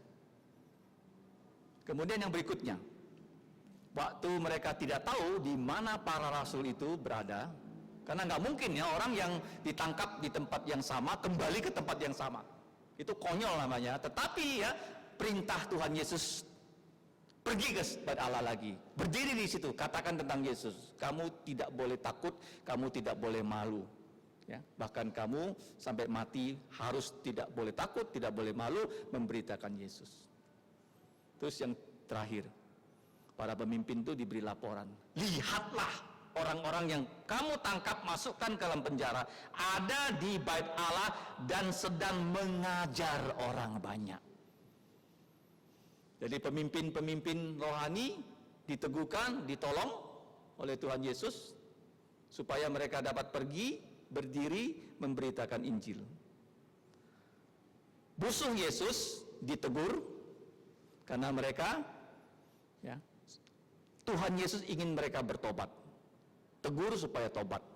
Kenapa? Mereka sudah melawan Tuhan Yesus. Mereka menangkap, memenjarakan pengikut-pengikut Yesus, rasul-rasul Yesus. Mereka menghalangi pemberitaan Injil. Karena itu perlu ditegur supaya bertobat. Inilah pelajaran rohani kita pada pagi hari ini. Saya berharap ya, kita menjadi orang yang mau pergi, berdiri di depan orang yang tidak kita kenal, dan mengatakan Tuhan Yesus. Itu tidak gampang. Kita harus terus belajar firman, dan jangan lupa terus berdoa, supaya kita bisa melakukan tugas ini dengan baik. Mari kita berdoa. Bapa kami di surga, pada pagi yang sejuk ini kami kembali mengucap terima kasih. Karena Tuhan Yesus Allah yang sudah Engkau bangkitkan dari kematian, telah memberikan kuasa kebangkitan kepada para rasul untuk menjadi saksi Tuhan Yesus yang setia. Ke tempat-tempat yang Tuhan Yesus sudah tentukan. Yaitu mereka berani masuk ke sarang musuh untuk menyaksikan bahwa para musuh itulah yang telah membunuh Tuhan Yesus, tetapi telah Engkau bangkitkan dari kematian, dan para rasul adalah saksi-saksinya. Dan kami mengucap syukur pada pagi hari ini, kami bisa mendengarkan kembali akan Engkau ya Bapa, yang sudah meneguhkan, menolong para rasul sehingga mereka bisa pergi, berdiri di tempat orang yang tidak kenal, mengabarkan Injil Yesus. Tolonglah kami ya Bapa untuk melakukan hal yang sama, supaya melalui pekerjaan ini, Engkau berbelas kasihan, orang-orang yang Engkau pilih bisa percaya pada Tuhan Yesus. Ya Bapa, ampunilah kami akan segala kekurangan kami. Dengan darah Tuhan Yesus, hapuskanlah semua kesalahan dan pelanggaran kami. Tuntunlah kami ya Bapa dengan firman-Mu yang kudus dan Roh-Mu yang kudus, supaya kami bisa menjadi saksi Tuhan Yesus yang setia, seperti Petrus dan kawan-kawan. Inilah doa kami ya Bapa, hanya di dalam nama Tuhan Yesus kami berdoa dan mengucap syukur. Amin. Selanjutnya kita akan mengikuti perjamuan kudus. Terima kasih. 那感謝上帝太愛，在建造新世界能夠來到這個新天堂，一切的歌頌讚美敬拜是個主。特別那是個要加強的寶貴嘅比基本是個能夠在許多嘅天堂來領受這個餅甲這個杯。那要紀念主耶穌基督而死在嘅十字架上，係為了是個每個人嘅罪而死。佢當時在十字架所受死嘅那個痛苦係何等嘅殘忍，是個不能夠形容嘅。感謝主是個來讚美主嘅，是個來翻開呢個詩歌本399首嘅。 Marilah kita buka pujian kita 399 untuk perjamuan Tuhan di pagi hari ini. 是個一齊來唱呢個詩歌。 Kita sama-sama memuji Tuhan.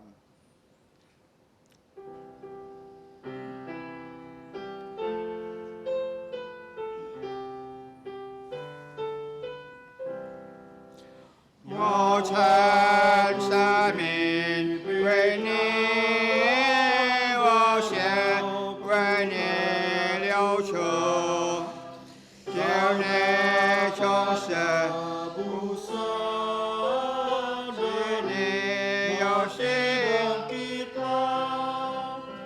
为你，我们称神，你是好神。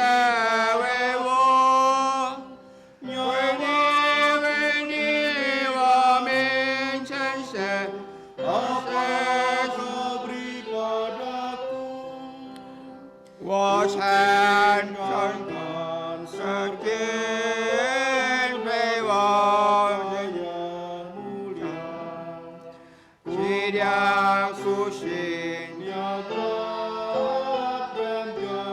在这为你我 untukmu, apa kau beri padaku? 为你我面前神， Apa kau beri padaku? 我承受大苦难，没人靠手能及，灵性深处我翻救你这一的神，为你我深称神， Apa kau 这为你我深称神，为这好神为你。接下來是解看日出聖經， Selanjutnya kita akan membaca firman Tuhan. 向大家打開新約聖經， Kita buka di kitab Perjanjian Baru, 就係馬太福音16章26章26節到30節。 yaitu Matius pasal 26 ayat 26 sampai 30. 我先出了個印尼部呢，然後一個อยู่裡面之上出了個印尼部呢，我出中部呢。 Bapak Pendeta Pang akan membaca dalam bahasa Mandarin, saya akan membacakannya dalam bahasa Indonesia. 你個福音上記載講自個地，他們吃的時候，耶穌那些病來祝福，就撇開七個門徒，說：你們拿着吃，這是我的身體。27節講，要拿起杯來祝謝了，賜給他們說：你們都喝這個，因為這是我立約的血，為多人流出來，是罪的沙。 但我告訴你們，從今以後，我不再喝這葡萄汁，直到我在我父的國裡同你們喝新的那日子。最後30節，他們作了事，跳出來望橄欖山去。 Injil Matius pasal 26 ayat 26 sampai 30 demikian bunyi firman Tuhan. Dan ketika mereka sedang makan, Yesus mengambil roti, mengucap berkat, memecah-mecahkannya lalu memberikannya kepada murid-muridnya dan berkata, "Ambillah, makanlah, inilah tubuhku." Sesudah itu ia mengambil cawan, mengucap syukur lalu memberikannya kepada mereka dan berkata, "Minumlah kamu semua dari cawan ini, sebab inilah darahku, darah perjanjian yang ditumpahkan untuk banyak orang untuk pengampunan dosa.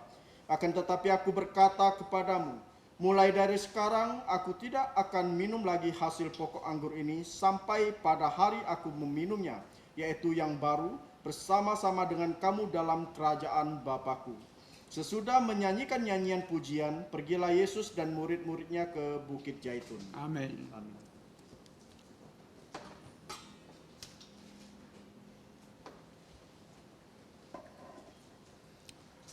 Cảm謝主嘅恩典，當主耶穌佢最後嘅一個流放嘅民喪佢舉行一個宣傳，要一個餅格一個杯。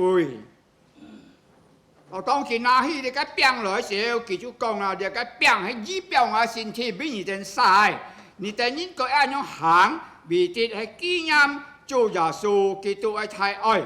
是個來俾你個餅禱告，因是個每個人領受了嘅餅啊，都能夠重新得力，在最高工場上，俾佢太使用來傳揚主福音，來帶領許多嘅骨肉同胞、親戚朋友一起來相信耶穌，接受耶穌做個人嘅救主，來唱，來呢個享受天堂永遠嘅福樂，是個來俾你個餅禱告。 dan siang dekat julimin cisung bidik kapiang toko. Mari kita berdoa. Allah Bapa yang bertata dalam kerajaan sorga, Bapa yang mengasihi kami melalui putramu Tuhan kami Yesus Kristus. Kami mengucap syukur dan terima kasih Bapa di surga.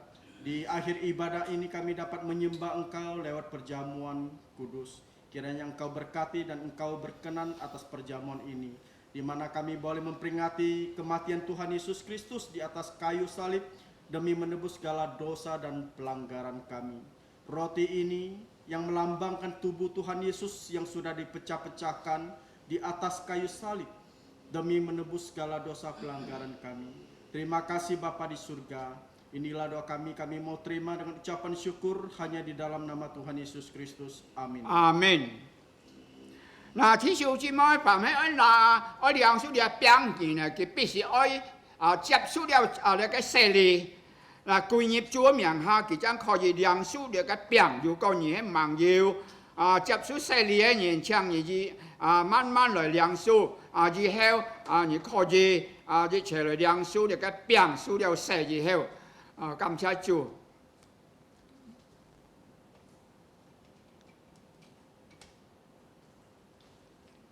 凡咩兩到了嘅病在人會站立起來，滅必須禱告。神因是假熱切嘅歌望熱切嘅吹歌，亦該開腔，讓上帝來幫此世界使用是咁嘅個人，叫美其傳福音做見證，是咁滅嘅禱告在人會行。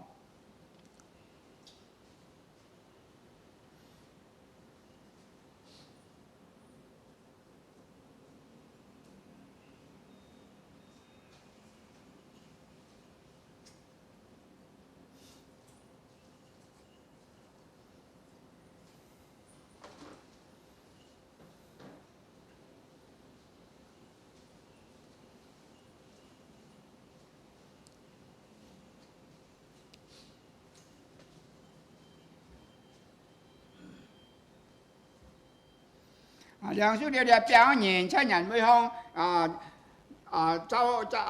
站立起來是個來梁叔了嘅病，存着感恩心嘅感謝是個上帝太愛才派嘅孩甚至來到世間康是才14間，為了愛是個人故推述是個美間人嘅吹歌啲嘅是個啲係存着感恩心梁叔了嘅病。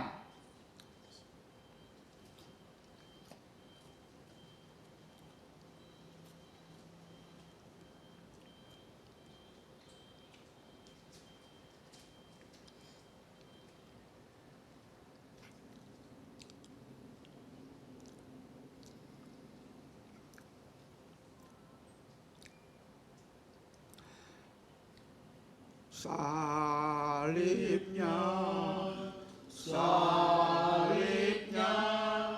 selama mulia, dosaku disucikan oleh darah Yesus. Amin.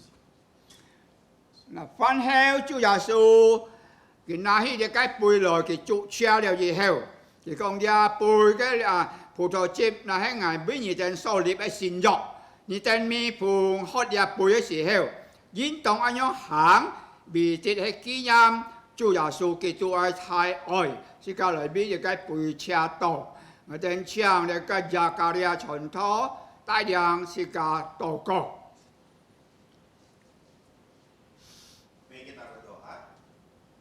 Bapa kami yang ada di surga, Bapa dari Tuhan kami Yesus Kristus, kami bersyukur kepadamu. Nah sekali lagi kami boleh datang di hadapanmu, beribadah, memuji dan menyembahmu. Dan di akhir penghujung ibadah ini, kami juga bersyukur diberikan kesempatan untuk kembali mengenang bagaimana karya terbesar yang kau berikan untuk manusia. Itu bagaimana Tuhan Yesus Kristus telah kau utus ke dunia, bahkan Ia telah mati untuk kami semua di kayu salib, dan melalui darahnya yang tercurah di kayu salib telah membebaskan kami dari dosa sehingga seluruh dosa kami bisa dihapuskan. Dan saat ini saat kami menerima cawan yang berisi anggur yang melambangkan darah Tuhan Yesus yang telah tercurah untuk kami, selalu ingatkan kami Bapa untuk menghargai keselamatan yang telah diberikan kepada kami ini. Dan kiranya tolong kami sehingga kami juga mempunyai lidah dan kaki untuk jalan dan mewartakan Injil Tuhan Yesus kepada semua orang. Ampuni kami atas dosa pelanggaran kami, Kami berdoa dan bersyukur hanya di dalam nama Tuhan Yesus Kristus. Amin.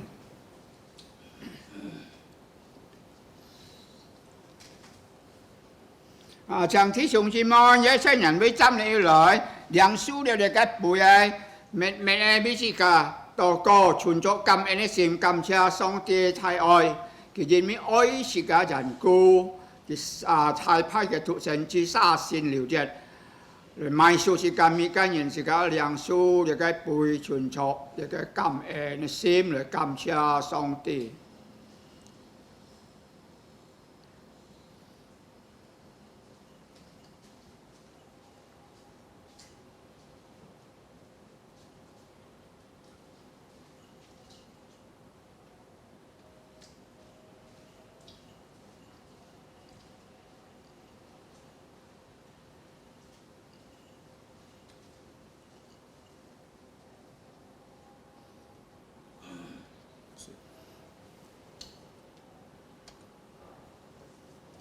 Chứ mà sao mà nhiều điang ta bùi ấy chẳng gì kỳ siêu, mà đó là bùi phạt đó. Kalau hay mò xí cá, mình cá nhìn kỳ để cái bùi, là chuẩn cho cầm anh ấy xem cầm cha xí cá thiền phu song tì, vì mình cái nhau oi xí cá dàn cú, chạy khen cái thái, thụ sinh chi rồi xa xin liều xét, rồi mai số xí cá mình cái nhìn ấy chui co, nhóm xí cá nên cái tết cho dùn sen ấy phụ phun, rồi xiong siêu thiền thòng ấy phụ lọ. Sự ca chuẩn trọng cầm anh xem rồi đang su để cái bùi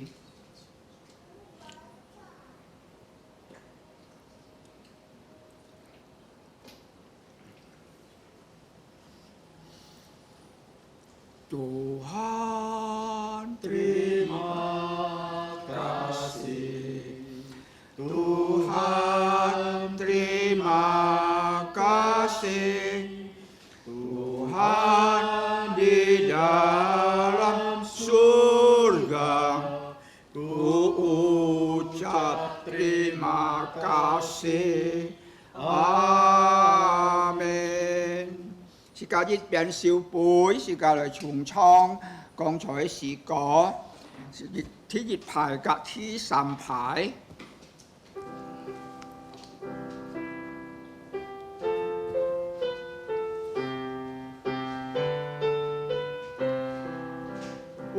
Wo chen san min o xie wei ni nu chung jiu ni chong sai bu qi xin ni ta su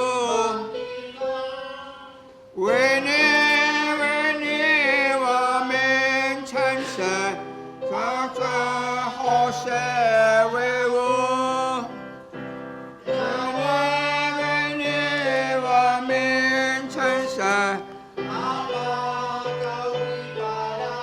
三排，我承受大苦难，人口能说，跟进山痛求翻，求你日夜的托，为你我们承受，你是我是为我。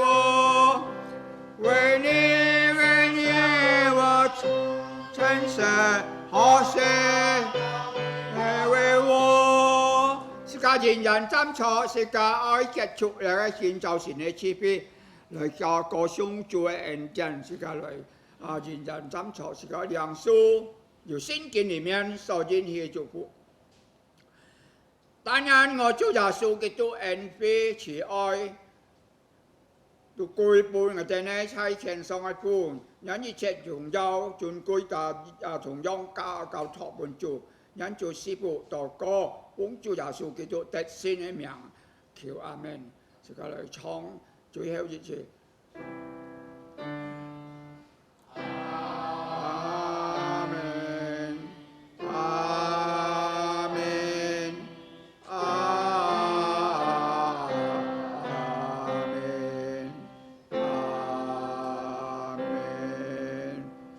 Chàng trò mẹ tỏ sản phi, thì cả ở lời trong để cái chú hiếu kết chủ anh chủ sĩ phụ.